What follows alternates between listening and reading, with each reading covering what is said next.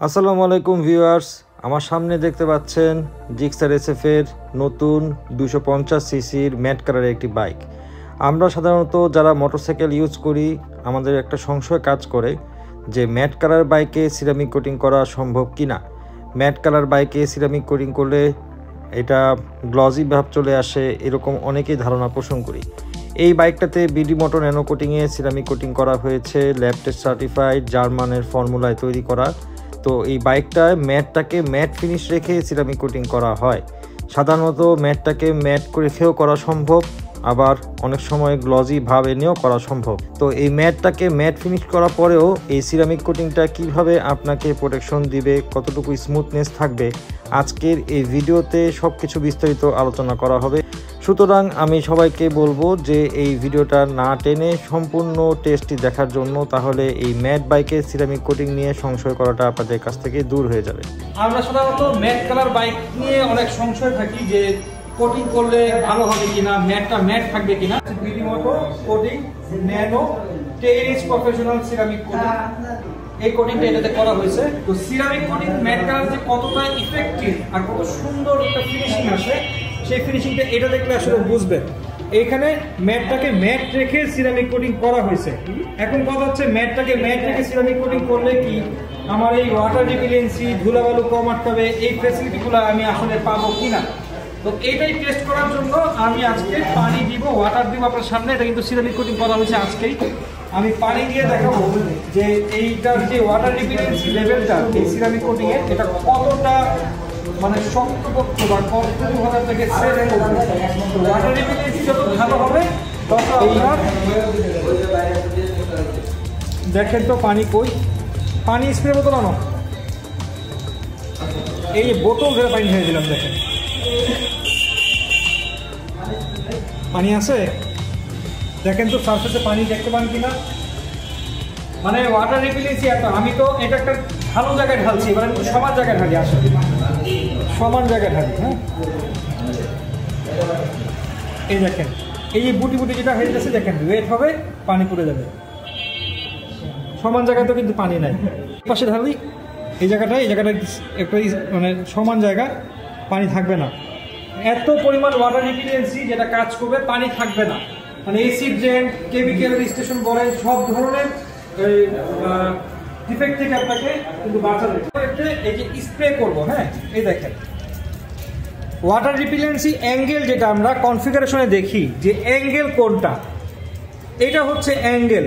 আমি এই যে একটা ফোঁটা দেখতেছেন না, এই ফোঁটা থেকে সারফেস থেকে এই ফোঁটার উপরে এটা হলো 120 অ্যাঙ্গেল হচ্ছে 120। এই যে এখানে লেখা আছে, এই এখানে লেখা আছে ওয়াটার রিপিলেন্সি অ্যাঙ্গেল, এখানে লেখা আছে সুপার 110 ইউএম হচ্ছে গ্লাসের যে লেয়ার, ওয়াটার রিপিলেন্সি যে 120 না সরি 110 ওয়াটার রিপিলেন্সি অ্যাঙ্গেল এখানে দেওয়া আছে। এইটা হচ্ছে অ্যাঙ্গেল, কত ডিগ্রি অ্যাঙ্গেল পর্যন্ত ওইটাকে ধরে রাখতে পারবে, এটা কিন্তু মিশবে না। এই দেখেন আমি হাত দিচ্ছি চলে যাচ্ছে। দ্যাট মিনস যদি কোনো তেলও পড়ে, আমি যদি এখন আপনাকে একটা তেল এনে ঢালি, এটা এরকমই নেচার থাকবে। এই তোমাদের কি নারকেল তেল, সরষের তেল কিছু আছে? আনো আনো সরষের তেল, যাও যা সব দাও, পোড়া মোবিল থেকে পোড়া মোবিল দাও। আমি দেখেন এটা কিন্তু মিশে নাই। হ্যাঁ, আমি এটা মাইক্রোফাইবার দিয়ে এখন আবার সারফেসটা একদম ক্লিন করে ফেললাম, একদম শুকিয়ে গেছে, কিন্তু পানি ধরবে না। এটা কি তেল? প্যারাসুট। আচ্ছা, আমি এখন এটা ঢালি। হ্যাঁ, তখন আবার কিনে দেবো না।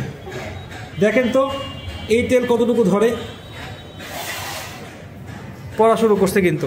এই যে দেখেন আস্তে আস্তে ভ্যানিশে যাচ্ছে, এই যে পড়ে যেতেছে, কিন্তু তেল কিন্তু ধরতেছে না। যেটাই থাকবে এরকম ভ্যানিশে যাবে।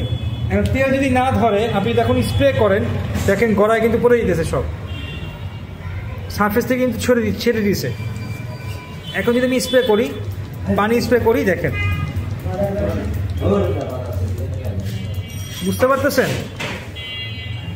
তেল কা তেল পানি কা পানি, পানি কিন্তু তেলকে নিয়ে নেমে যেতেছে। এটাই হচ্ছে ওয়াটার রিপিলেন্সি। দ্যাট মিনস আপনার সারফেসে কিন্তু নাই, তৈলাক্ত ভাবটা কিন্তু আপনার সারফেসে নাই, পানি পড়লেই কিন্তু ঝরে যেতেছে। যেটা নেচার হওয়ার কথা ছিল হচ্ছে বুটি বুটি হয়ে থাকবে, তেল এক জায়গায় পানি এক জায়গায়, আলাদা বুটি বুটি হয়ে থাকবে, বা যেটা মিশবে না। কিন্তু এটা কিন্তু মিশে গেছে, মিশে কিন্তু এই দেখেন একসাথে হয়ে আলাদা হয়ে গেছে। আমি এখন এটাকে আবার একটা জাস্ট মাইক্রোফোন দিয়ে ওয়াইপ করি। কই তৈলাক্ত ভাবটা দেখেন তো, তৈলাক্ত ভাবটা কোথায় দেখেন তো, পাচ্ছেন কিনা? এখন বলেন যে এই রকম একটা ফেসিলিটি যদি পান, যে তৈলাক্ত আমি তেল ঢাললাম সেই তেলটাও ঠিক না। সাধারণত আমরা একটা সারফেসে তেল ঢাললে কি হয়, এটা দূর করতে তো কত কষ্ট হয়। আচ্ছা আমি একটু নন সিরামিক কোনো একটা পার্টে আর একটু তেল ঢেলে আপনাদেরকে দেখাই। একটা একটা এটাতে একটু তেল মারি, পানি মারি, তো প্রুফ হবে না। আমি যদি তেল দিই কি হবে, এই দেখেন গড়ায় পড়তেছে, ঠিক আছে, ঢালু জায়গায় পড়তেছে, বাট এটা কিন্তু এই যে সারফেসে কিন্তু মিশে আছে, যেটা আমরা ওখানে টেস্ট করছিলাম। এবার আমি পানি দিই, পানি দিলে কি হয় আর মুছলে কি হয়, এই দেখেন পানিগুলা দেখেন, তেল পানিটাকে ছেড়ে দিছে। আর ওখানে কি ছিল, পানিটা কিন্তু তেলের সাথে নিয়ে নেমে গেছিল। একটু আগে কিন্তু তেলের সাথে পানিটা একসাথে মিশে নেমে গেছিল। আর এখানে দেখেন ওয়াটার রিপিটেন্সি নাই, মানে একদম তৈলাক্ত ছ্যাঁকছাটা হয়ে গেছে, জিনিসটা কিন্তু একদম ট্যাকটারা হয়ে গেছে। এখন কিন্তু এটা বুঝতে লাভ হবে না, বুঝতে তেলের জায়গায় তেল রয়ে গেছে, দেখেন কিরকম তেল তেলা পিচ্ছিল হয়ে গেছে। বাট এটার মধ্যে কি হয়েছে, ম্যাট কালারের বাইক, তারপরও একদম কোনো তৈলাক্ত ভাবই নাই। এই সিরামিক কোটিং করা বাইকে আমরা সবসময় ম্যাটে আর গ্লসিতে সবসময় আমরা রিকমেন্ড করি যে আপনারা কোটিং করেন। আপনার এই ম্যাট কালার একটা সমস্যা থাকে যে কোথাও গ্লসি কোথাও হচ্ছে ম্যাট, এরকম একটা ভাবে রূপান্তরিত হয়। সিরামিক কোটিং করলে এই জিনিসটা হবে না, খুব অল্পতেই আপনি এটাকে ফিনিশ করতে পারবেন, খুব অল্পতেই আপনি এটাকে ভালো রাখতে পারবেন। এখন দেখেন এই তৈলাক্ত কাপড়টা দিয়ে কিন্তু আমি নিচে পরিষ্কার করবো, একটা মুছে নেই বাইক করতে, জাস্ট একটা হোয়াইট কিছু আগে পানি থাকবে না। এখানে কিন্তু তেলগুলো বায়াবে নামছিল, কোনো তৈলাক্ত ভাব আছে, কোনো তৈলাক্ত ভাব নাই, যেরকম বাইক যেরকম থাকার কথা সেরকমই আছে।